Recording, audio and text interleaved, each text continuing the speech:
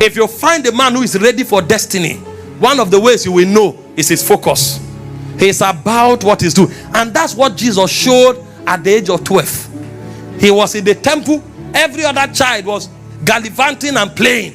The man was about his business. And when the parents traveled, it was 3 days later, they discovered that he was not there. And they looked for him, came back to the temple, and he said, why are you looking for me? Don't you know that I should be about my father's business? At the age of 12, no wonder no man on earth has ever been like him. The level of focus and precision and tenacity at the age of 12, some don't have it at 50. So he is not just impactful because he's Jesus. The principles of God define his life even from a tender age. Focus. Many persons are all over the place, and that's why they cannot go anywhere. In Matthew 6:22, he said, if your eyes be single, he said, then your whole body will be flooded with light. Your eyes be single. In the Western world, they have understood the significance of focus. And so when a child wants to be a footballer, they take them to the academy, sometimes from the age of 5. Every day they must touch the ball. Every day. That is training and mastering focus. They play it all their lives, and they learn this value so much that when you go to their house, everything is about football. And the same thing applies to every champion in every corridor. Go to the house of a boxer. You will see every corner, you either see a gym or you see a punching bag. He's doing everything to develop capacity. And then you'll find the lecturer design his house like a bouncer because his trend. And then you are wondering, where are you going to? What you should have is libraries and books, because your environment reveals your focus.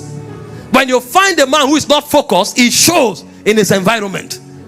You come to the house of a preacher, there's no personal room for prayer, there's no study room, and that preacher says he wants to be a voice to his generation.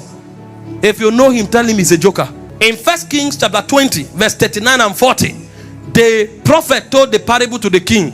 The message is different, but inside the message we saw the power of focus. He said, as the king passed by, he cried unto him, that's the prophet, and he said, thy servant, because he disguised himself, he said, thy servant went out into the midst of the battle, and behold, a man turned aside and brought a man unto me and said, keep this man, if by any means he be missing, then shall thy life be for his, or else thou shalt pay a talent of silver.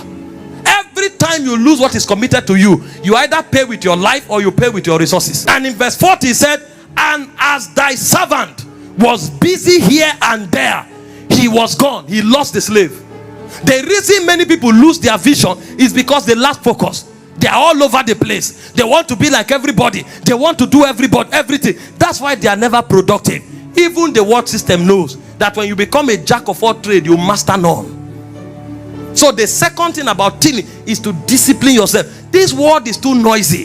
See, if you are a pastor, if you are online, don't go watching people who are doing beauty pageant. Don't go watching people who are arguing and debating politics. Sit only on messages. It will take a lot of power, focus power, to be able to restrain yourself like that. And then you are there watching what will improve you. If you are a businessman, sit down, study businessmen, watch their lives, watch what they do, watch what they say. Don't be all over the place. At least in the earliest phase of your life is called the tilling phase, because that's when your personality is formed, and that's where the power of your spirit is developed. Focus. Many don't have focus. Some people in a day, they can carry out more than 50 different activities that are not connected in one day. Some persons, they can have more than 30 conversations that are not connected, and they say they are going somewhere. The life is scattered, and because of that, even the anointing of God in their soul, the energy of God in their spirit is diverged, and that divergence will cause them never to prosper in anything they do. Focus.